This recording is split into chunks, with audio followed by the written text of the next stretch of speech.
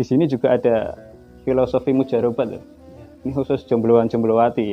Cocok Ya. Buat yang jombloan-jomblowati ini ada konsep Ar-Rahman Ar-Rahim ini bisa loh untuk menaklukkan cewek. Ya.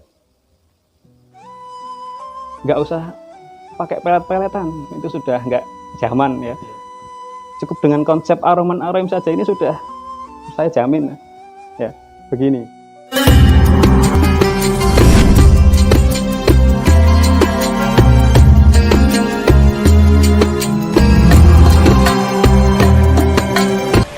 Assalamualaikum warahmatullahi wabarakatuh. Waalaikumsalam warahmatullahi wabarakatuh. Selamat datang di RA Media Channel bersama saya Abdul Hadi dalam segmen Ngobras, ngobrol bareng santri.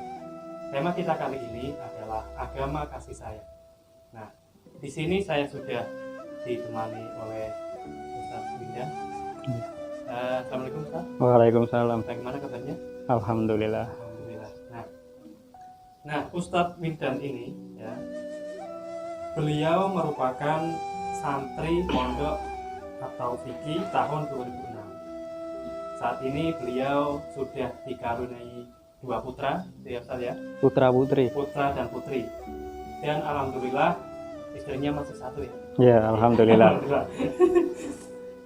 Nah, yang menariknya lagi, beliau itu dulunya kiai panggung ya, tapi sekarang sudah pensiun gitu Pak Ustadz. Ya, mantan kiai lah. Oh iya, mantan kiai gitu.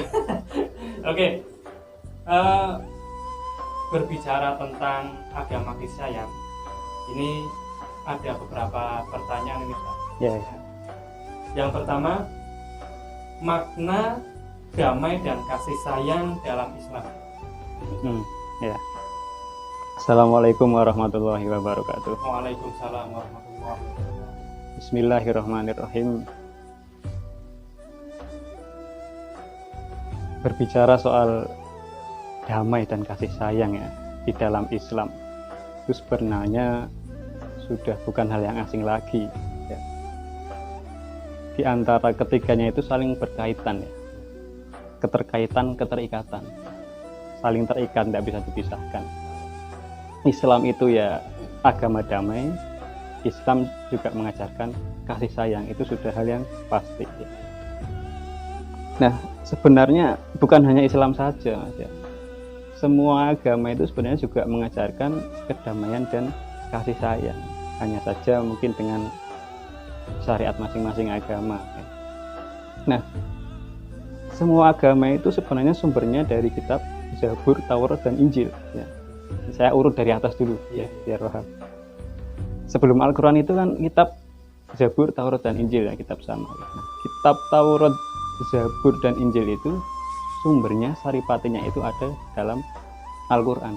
Nah, Al-Quran itu sendiri memiliki saripati pada surat Al-Fatihah. Maka kita kenal Al-Fatihah itu umul kitab ya, induknya Al-Quran, yang ngomong Al-Quran gitu ya. Nah, Al-Fatihah itu memiliki saripati pada ayat Bismillahirrahmanirrahim ya. Nah, Bismillahirrahmanirrahim terdapat lafadz Ar-Rahman Ar-Rahim yang artinya adalah kasih sayang ya. Rahman Rahim ini termasuk sifat kasih sayangnya Allah. Sedikit saya ingin membahas tentang Rahman Rahim dulu ya, sebelum ke Islam, sebelum ke kedamaian ya. Ar-Rahman Ar-Rahim itu adalah termasuk sifat Allah yang artinya kasih dan sayang. Beda ya antara Ar-Rahman dan Ar-Rahim, itu beda. Kalau Ar-Rahman itu lebih universal, lebih umum ya. Allah menciptakan alam ya, menciptakan manusia, memberi kehidupan di alam ini ya. Memberi umur, memberi rizki, memberi anugerah, itu adalah bentuk Ar-Rahmannya Allah ya. Nah, semua mendapatkan, tidak hanya orang muslim ya, bahkan yang ateis pun ikut mendapatkan rahmannya Allah. Jangankan ateis ya, makhluk semua, hewan ya, tumbuh-tumbuhan, gunung, pegunungan, dan bahkan yang sebangsa jin itu mendapatkan rahmannya Allah. Nah, berbeda dengan sifat Ar-Rahim ya. Kalau Ar-Rahim itu lebih khusus, biasanya diberikan kepada orang yang dipilih Allah ya. Kasih contoh yang lebih relate ini ya, antara Ar-Rahman Ar-Rahim. Saya ngasih uang jenengan ya, ngasih uang sampeyan, memberi nih, ngasih, itu bukan berarti saya sayang sama sampeyan kan. Nah, begitu juga saya sayang sama seseorang, jangan sama sampean ya. Saya sayang sama seseorang, sama istri saya, sudah parang pasti saya akan mengasih, memberi semua yang saya miliki ya. Jelas ya, jadi antara Ar-Rahman Ar-Rahim. Kalau Ar-Rahman itu belum tentu Ar-Rahim, tapi Ar-Rahim itu pasti Ar-Rahman ya. Di sini juga ada filosofi mujarobat ya. Ini khusus jombloan-jomblowati ya. Buat yang jombloan-jomblowati, ini ada konsep Ar-Rahman Ar-Rahim, ini bisa loh untuk menaklukkan cewek ya. Nggak usah pakai pelet-peletan, itu sudah nggak zaman ya. Cukup dengan konsep Ar-Rahman Ar-Rahim saja, ini sudah saya jamin ya. Begini, Ar-Rahman artinya itu kan pengasih ya, kalau aslinya kan maha pengasih. Ar-Rahimi maha penyayang ya. Nah, ketika sampeyan itu pingin mendapatkan sayang dari seseorang ya, dapat cinta dari seseorang ya, seorang wanita ya, sampeyan itu harus ngasih dulu ya kan, modal dulu kan, masa nggak mau modal ya. Tarikan gitu. Ngasih. Nah, ngasih itu nggak hanya berupa materi loh ya. Ngasih itu kan bisa ngasih perhatian, ya, ngasih waktu, minimal ngasih tahu kalau aku sayang kamu, begitu kan? Minimal ngasih tahu. Setelah ngasih tahu, baru ngasih berupa yang material mungkin bisa. Nah, itu kan harus ngasih dulu ya, buat mendapatkan sayangnya seorang wanita, harus ngasih. Jangan cinta bertepuk sebelah tangan ya, sering ngasih sesuatu tapi nggak pernah menyatakan ya, maka ada kata bijak itu kan, lebih baik ditolak 1000 kali daripada sama sekali tidak pernah menyatakan cinta ya. Ada di sini ada ada kayaknya. Itu konsep Ar-Rahman Ar-Rahim. Saya jamin itu kalau bisa melakukan konsep Ar-Rahman Ar-Rahim seperti itu, pasti semua wanita takluk ya. Kalau nggak manjur bisa dibacakan itu Ar-Rahman berapa kali itu bisa ya. Nah, juga itu. Ya. Nah, Ar-Rahman Ar-Rahim ini ya, Ar-Rahman Ar-Rahim ini diturunkan kembali, dulu kan pernah diturunkan pada Nabi Adam ya. Nah, diturunkan kembali oleh Allah di bumi ini dalam bentuk wujud Nabi Muhammad ya. Ar-Rahman Ar-Rahim Allah itu diturunkan ke bumi dalam bentuk wujud Nabi Muhammad SAW dengan dengan ajaran Islam ya, yang berupa ajaran Islam. Seperti ayat Quran itu ya, wa ma arsalnaka illa rahmatal lil alamin ya. Tidak aku utus engkau wahai Muhammad melainkan untuk sebagai rahmat ya, rahmat lil alamin, tidak lil muslimin, tidak ya. Jadi semua itu berhak mendapatkan rahmatnya Allah ya. Semua makhluk yang namanya alam itu kan masih wallah ya. Al-alam itu masih wallah. Semua selain Allah itu berhak mendapatkan rahmatnya Allah. Nah, ketika Rahman Rahimnya Allah itu menjadi syariat Islam yang disampaikan oleh Kanjeng Nabi ya, itu membawa misi rahmatan lil alamin. Coba bayangkan dulu itu ketika kehidupan di zaman jahiliyah ya. Zaman jahiliyah itu bagaimana brutalnya kehidupan di zaman jahiliyah ya. Yang kecil itu pasti tertindas ya. Dimana perzinaan, pelacuran ya, perjudian, mabuk-mabukan itu sudah menjadi hal yang sangat legal ya, lumrah. Sudah tidak ada etika, norma-norma ya. Nah, dengan datangnya Islam ya, dengan datangnya Rasulullah, dengan ajaran rahmatan lil alamin ya, misi rahmatan lil alamin. Nah, Islam itu menghapus itu semua. Islam menghapus yang namanya perbudakan ya. Islam menghapus yang namanya perzinahan dengan mensyariatkan nikah ya. Masnya sudah nikah belum? Belum, Mas. Nggih ya. Nah, sedemikian rupa Islam itu dengan detail mengatur syariat yang berasaskan kasih sayang ya. Bahkan kepada, pernah itu kan ada cerita sahabat itu yang memberi minuman kepada seekor anjing ya, yang kelaparan di padang pasir itu, saya lupa itu sahabat siapa. Itu dengan anjing saja ya, anjing itu masih mendapatkan tempat di Islam. Padahal anjing itu sendiri di dalam Islam itu termasuk makhluk yang hina ya, mungkin ya, barang najis, itu masih mendapat perhatian yang khusus ya, masih harus mendapatkan kasih sayang juga ketika melihat anjing itu haus ya. Padahal waktu itu sahabat siapa itu sama-sama haus dan masih mungkin sakunya air itu cuma masih segitu, disuruh memberikan anjing itu. Itu betapa apa ya, Islam itu mengajarkan tentang kasih sayang ya. Nah, dengan kasih sayang itu maka Islam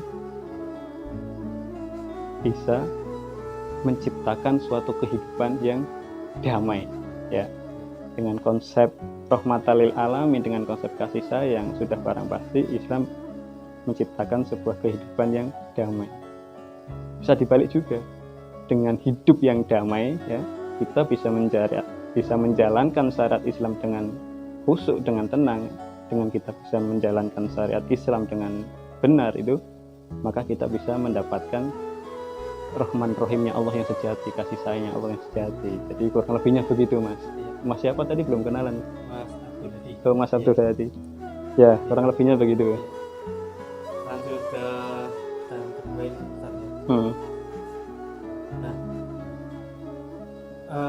mengapa sering terjadi hal-hal yang bertentangan dengan perdamaian justru dilakukan oleh orang-orang yang mengaku bahwa dirinya itu paling Islam? Ya. Itu sebenarnya dari katanya saja sudah mengaku-ngaku ya. Iya. Mengaku itu kalau mengaku dengan mengaku-ngaku itu beda ya. Nah, mengaku-ngaku itu berarti mengaku-ngaku A mengaku-ngaku B ya. Berarti aslinya kan bukan B, aslinya A yang mengaku-ngaku menjadi B ya, dengan kepentingan tertentu. Itu dari segi katanya saja ya. Nah, itu sebenarnya sangat ironis menurut saya. Ironis dan dilematis ya. Mau dikata itu ajaran Islam tapi tidak menunjukkan pribadi seorang muslim ya. Mau dikata itu pecundang tapi dia bawa ayat-ayat Quran ya, itu sangat dilematis dan ironis menurut saya. Saya bisa kasih ibarat. Nah, sampean tahu bintang itu sebenarnya kecil apa besar Mas? Bintang itu besar sebenarnya. Cuman besar kan? Iya. Nah, tapi sampean tahu juga kan kalau anak TK itu kalau nyanyi gimana? Bintang kecil ya. Nah, bintang kecil. Iya. Terus sampean mau nyalahkan enggak itu kalau anak TK nyanyi bintang kecil? Iya. Sulit kalau disalahkan karena memang dari dulu nyanyiannya seperti itu. Nah, iya, makanya kalau sampai nyalahkan anak TK nyanyi bintang kecil, bintang itu besar deh, mengecil. Iya. Itu artinya apa? Yang bodoh siapa? Artinya itu kan bukan sesuatu yang harus perselisihkan. Iya. Nah, sama sebenarnya. Ketika seorang baru belajar Islam ya, baru 3 ayat Quran, 3 hadis itu langsung nyanyi gitu. Iya. Nyanyi di muka umum langsung dakwah gitu loh. Ya. Itu sama sebenarnya. Asalkan sebenarnya kalau masih dalam kategori khilafiyah fikih itu enggak apa-apa ya. Kalau masih kayak beda rakaat dalam sholat ya, ada yang 20, ada 8, beda kunut, itu hal yang lumrah, enggak perlu diperselisihkan ya. Seperti tadi anak kecil itu, anak TK nyanyi bintang kecil ya. Sama kan sebenarnya kan, yang baru belajar. Nah, berbeda lagi dengan hal ketika sampean melihat anak kecil ya nyanyi bintang kecil tapi sambil bawa kayu ya, sambil bawa kayu terus rusak rumah sampean. Jadi nyanyi bintang kecil itu sambil merusak tanamannya sampean, rumahnya sampean, terus kira-kira sampean mangkel enggak? Mangkel kan? Iya, nah, terus tindakan sampean itu apa? Ya minimal marah dengan anak itu. Nah, paling enggak kan kayunya kita ambil kan, paling enggak kayunya dulu kita ambil kan, baru kita kasih peringatan kan, kasih masukan. Kalau mau dikasih masukan syukur, kalau tidak mau ya suruh pergi gitu kan. Sama sebenarnya sama. Kalau disamakan dengan kejadian yang sampean pertanyakan tadi ya, ketika hanya sebuah perselisihan itu sebuah khilafiyah dalam fikih, itu nggak perlu diperselisihkan. Bagaimanapun juga mereka punya dalil, kita juga punya dalil ya, yang kebenarannya itu belum tentu kita yang benar ya, hanya Allah yang tahu. Nah, akan tetapi kalau sudah menyangkut ya, sudah merusak rumah, merusak tanaman sampean itu yang janda bolong ya yang sekarang. Ya. Akan tetapi kalau sudah menyangkut tentang mengancam keutuhan negara Republik Indonesia, maka jangankan darah, nyawa taruhannya. Itu kama-kala Gus Dur kan ya, Gus Durian bukan ini, Gus Durian. Ya, tentu. Itu kama-kala Gus Dur kan. Sampean ingat tak ketika Gus Dur itu jadi presiden gitu, ya. Waktu itu kan dilengserkan ya oleh beberapa pihak. Ribuan orang bahkan jutaan orang itu mau tanda tangan petisi kan. Siap mati membela Gus Dur. Itu kan dari seluruh penjuru Indonesia itu kan mau tanda tangan petisi siap mati untuk membela Gus Dur. Coba bayangkan kalau waktu itu Gus Dur menandatangani petisi itu, yang terjadi apa? Nah kan, yang terjadi pasti perang saudara. Perang saudara, bahkan pertumpahan darah. Pertumpahan darah. Indonesia bisa pecah. Ya. Tapi kita kan tahu Gus Dur itu waskito. Ya. Gus Dur itu walaupun buta mata menurut kita ya, menurut orang awam buta, ya, tapi sebenarnya kan mata hatinya itu lebih tajam. Ya, secara fisik mungkin buta mata, tapi mata hatinya sangat tajam. Nah, sekarang ini kita sedang berada di dalam zaman globalisasi, zaman di mana agama dibenturkan dengan negara, agama dibenturkan dengan budaya, ya. Bahkan agama dijadikan sebagai alat politik praktis. Ya. Nah, ini repot. Kalau sudah begini itu kita harus tahu ya, kita sebagai warga negara Indonesia, khususnya kaum muslimin ya, wabil khusus kaum Nahdliyin ya, itu harus bertawasud. Tawasud itu moderat ya, wasatiyah, memiliki prinsip wasatiyah, tidak terlalu ke kanan juga tidak terlalu ke kiri, di tengah-tengah. Itu wasatiyah, itu tengah-tengah. Nah, tidak terlalu kanan itu terlalu kanan nanti radikal jadinya ya, sedikit-sedikit takbir ya, sedikit-sedikit perang. Nah, itu namanya ke kanan, terlalu kanan. Juga tidak terlalu ke kiri. Kalau ke kiri itu lebih ke liberal ya, sekuler. Jadi apatis, acuh tak acuh. Nah, itu jangan sampai seperti itu. Maka kita oleh ulama NU itu kita harus memiliki prinsip wasatiyah ya, tengah-tengah, jadi tengah. Nah, prinsip wasatiyah itu sendiri itu ada 3 ya. Ada fil akidah, ada fil syariah, ada fil siasah ya. Yang akidah ya saya terangkan sedikit ya. Wasatiyah fil akidah ya. Wasatiyah fil akidah itu di dalam Al-Qur'an kita kan tauhidnya itu menganut Imam Abu Hasan Al-Asy'ari ya.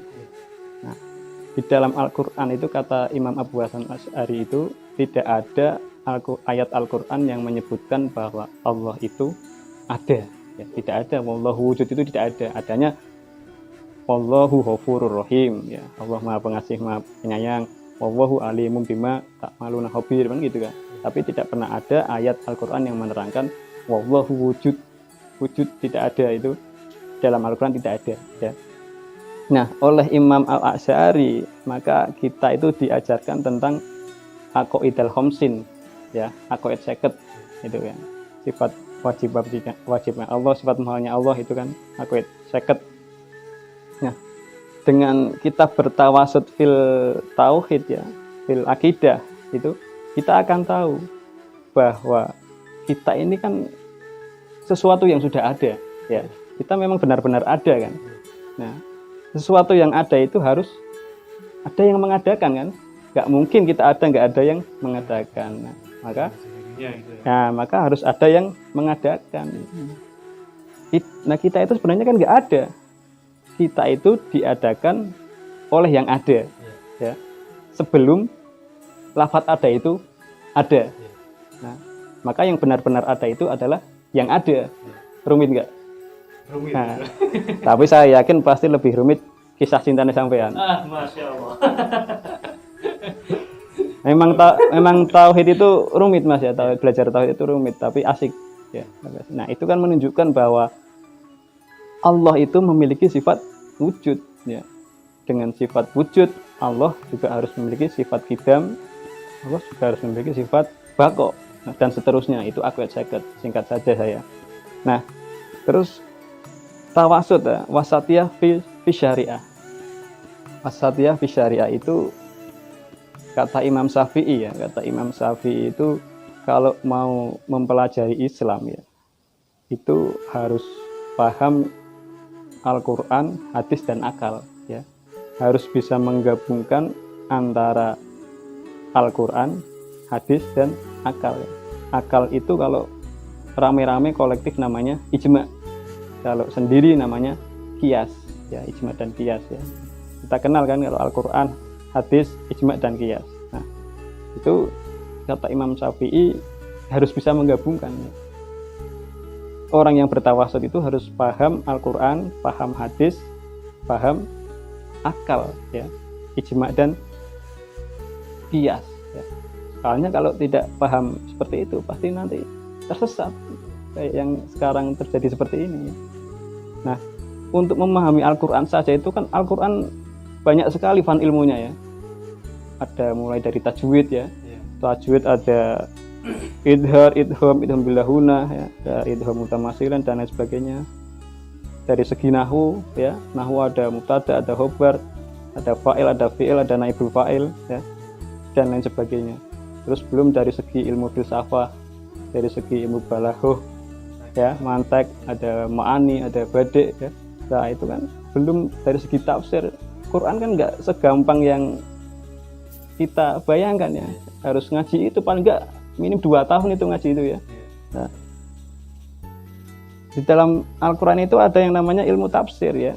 Nah, saya ingin mencontohkan satu ayat saja ya, yang biasa dipakai untuk mereka yang gembar-gembor jihad itu ya, yang menggembar-gemborkan jihad. Padahal ayat Al-Quran itu ada yang namanya ayat amah, ada yang ayat khosoh ya. Nah, di dalam Al-Quran itu dalam surat Al-Imran ya, ada ayat falladzina hajaru wa ukhriju min diyarihim wa udu fi sabili wa qatalu wa qutilu la ukaffiranna anhum sayiatihim ya. Keluarlah dari rumah dan ikutlah berperang ya. Maka jika kamu ikut berperang, jihad fisabilillah ya, mati syahid gitu. Nah, itu kan yang biasa dipakai mereka untuk mengajak orang perang ya. Padahal ayat ini adalah ayat khosoh ya. Khosoh itu khusus. Ayat Al-Quran itu kan ada yang amah, ada yang khosoh ya. Kalau amah itu seperti aqimus sholat ya, sholatlah kamu dimanapun kamu berada ya, kapan saja, itu umum ya, amah. Kalau ini ayat yang ini itu termasuk khosoh ya, khusus ketika dalam keadaan diperangi ya, ketika diperangi. Nah, ayat ini itu kan sebenarnya juga turun asbabun nuzulnya itu ketika Nabi perang Khandaq ya. Waktu itu kaum muslimin itu ketakutan karena jumlah musuh, jumlah orang kafir itu jumlahnya 5 kali lipat ya. Orang Islam itu hanya 700 kalau nggak salah ya. Orang kafir itu ribuan ya. Nah, itu pada ketakutan kan. Nah, turunlah ayat ini falladzina hajaru ila akhir, itu menunjukkan bahwa untuk keluar rumah, untuk berperang. Nah, itu adalah ayat khosoh ya, bukan ayat umum ya. Dikhususkan pada ketika saat diperangi, bukan dalam keadaan aman. Dalam keadaan aman ya. Kalau dalam keadaan aman ngapain perang ya, gitu ya. Nah, itu maka bertawasud, wasatnya itu harus paham yang namanya Al-Quran. Ya. Setelah Al-Quran, memahami Al-Quran, kita juga harus memahami hadis ya.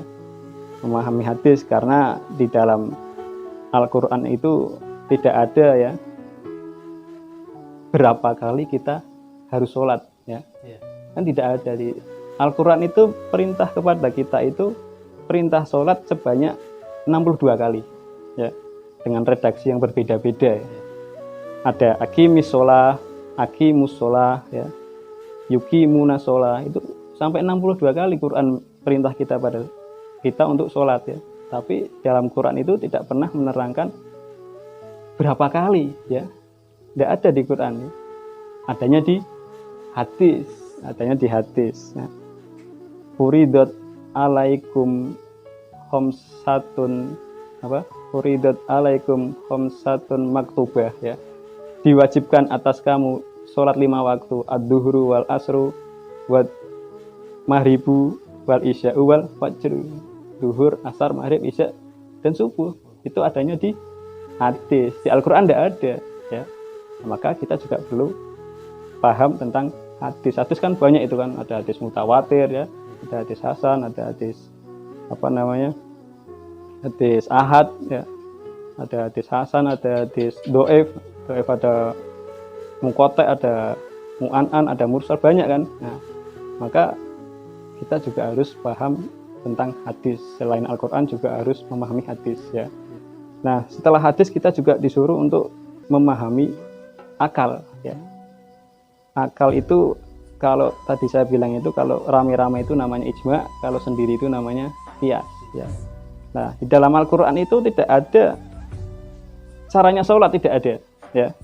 Jadi di Al-Quran itu ada hanya perintah sholat, ya.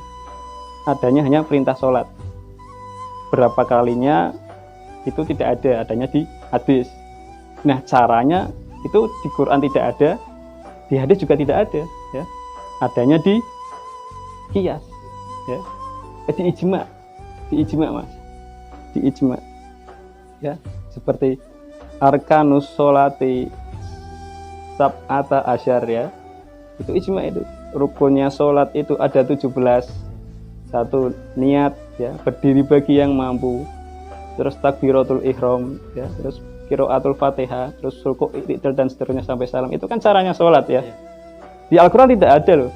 Tidak ada tentang tata cara sholat kayak gitu, tidak ada. Adanya di ijma, itu kesepakatan para mujtahid, ya, Imam Syafi'i, Imam Hambali, Imam Malik, Imam Hanafi, ya, itu namanya ijma. Jadi sangat kebohongan besar sekali, ya, kalau ada orang bisa sholat, ya, biasa sholat 5 waktu, tapi menyuruh kita untuk tidak taklid, menyuruh kita untuk kembali kepada Al-Quran, langsung belajar dari Al-Quran dan hadis. Itu sangat bohong sekali, ya.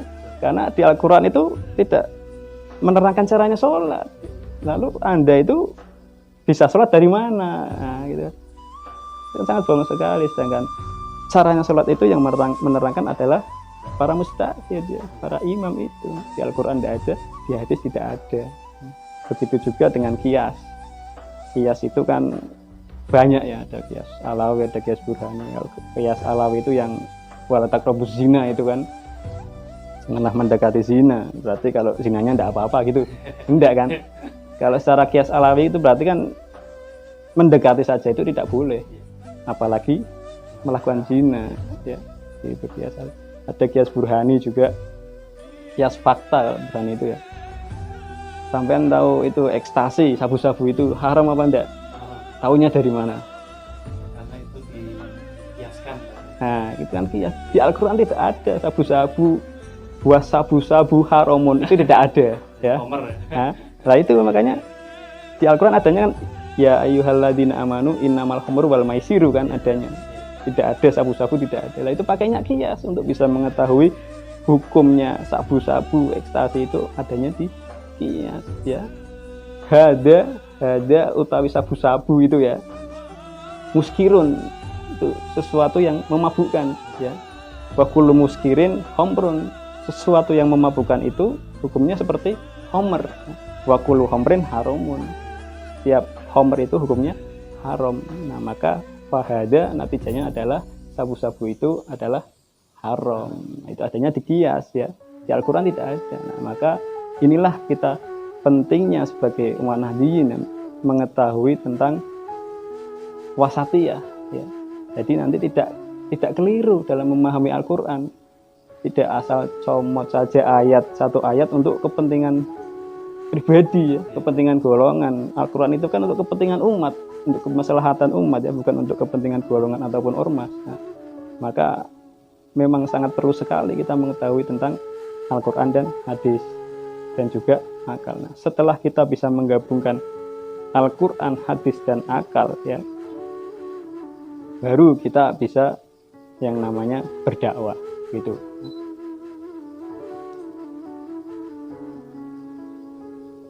Begitu kurang lebih.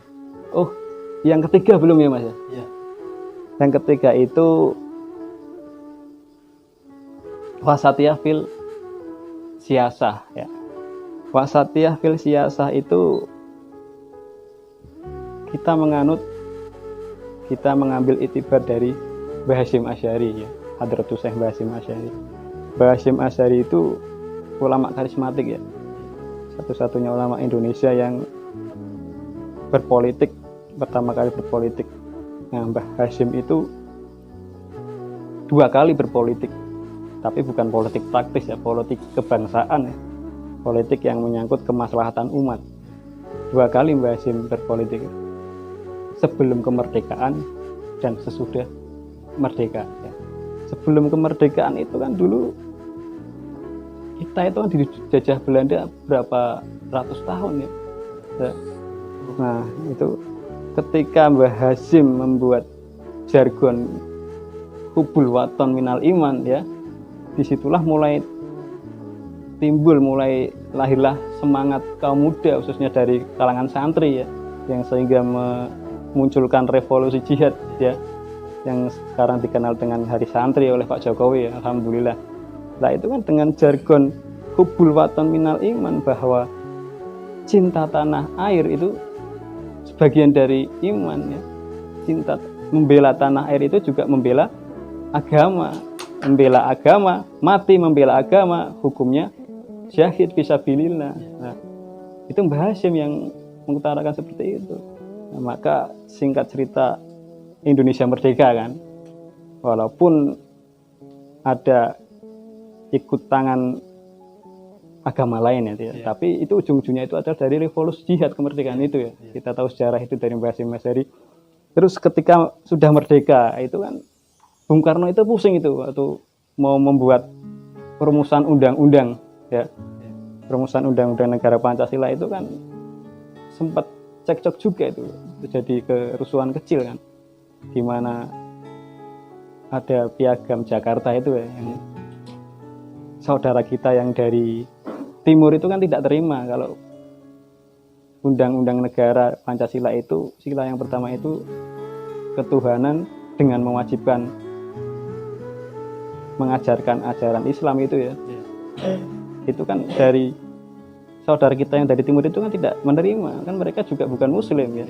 Mereka juga merasa ikut berperang memperjuangkan kemerdekaan Indonesia. Nah, maka Mbah Wahid Hasyim itu kan ayahnya Gus Dur itu kan, singkat cerita kan sowan ke Mbah Hasyim ya. Nah, di situ Mbah Hasyim istikharah, besoknya langsung memberikan jawaban, ya dihapus saja tidak apa-apa, diganti dengan ketuhanan yang Maha Esa ya.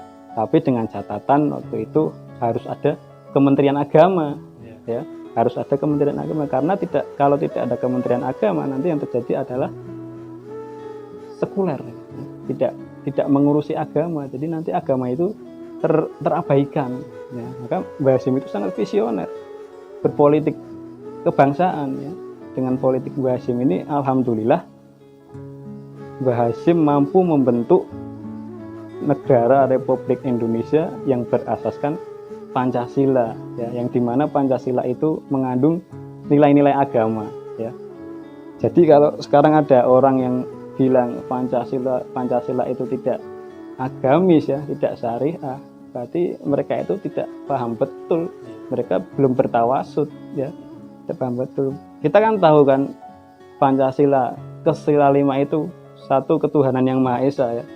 Dalam Islam itu juga mengajarkan tauhid, Qul huwallahu ahad ya, kemanusiaan yang adil dan beradab. Dalam Islam juga mengajarkan sedekah, sedekah ya, dimana dengan sedekah mewujudkan nilai-nilai kemanusiaan. rasa manusiawi ya. Persatuan Indonesia ya.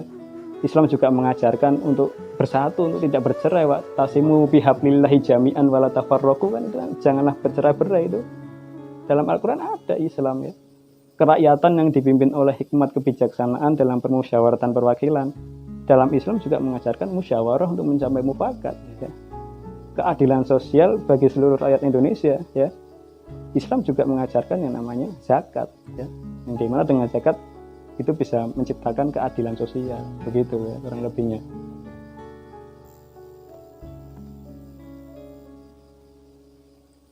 Nah, terakhir ini ya, Ustaz ya.